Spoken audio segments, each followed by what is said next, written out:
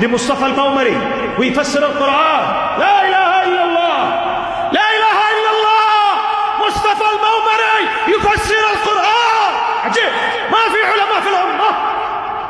أين درة عمر ليؤدب هذا السفيه حتى لا يختلق الانحراف في القرآن الكريم؟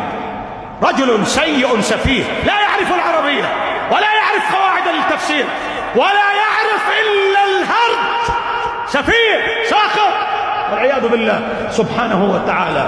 وإذا بأفاجأ بالبخيتي يفسر القرآن. لا إله إلا الله، لا إله إلا الله، لا إله إلا الله.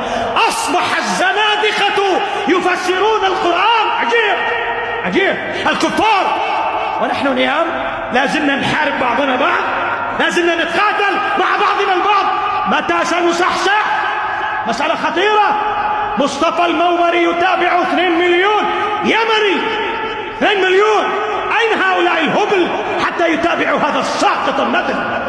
هذا نذل والله. لو كان في زمن السلف للطموه بالنعال، أقسم بجلال الله.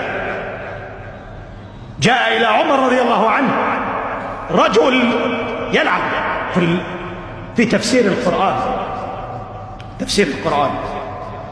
قال له عمر: ما عندك؟ قال: عندي كيت وكيت في سورة الذاريات. عمر: وما أدراك ما عمر؟ وعمر كان يمشي بالعصا، أي واحد أعوج يصلح له العوج. أول ما قال في الذاريات أخذ عمر العصا وخبطه في رأسه حتى خرج الدم. اسكت. أخذ الرجل يده ومسح الدم.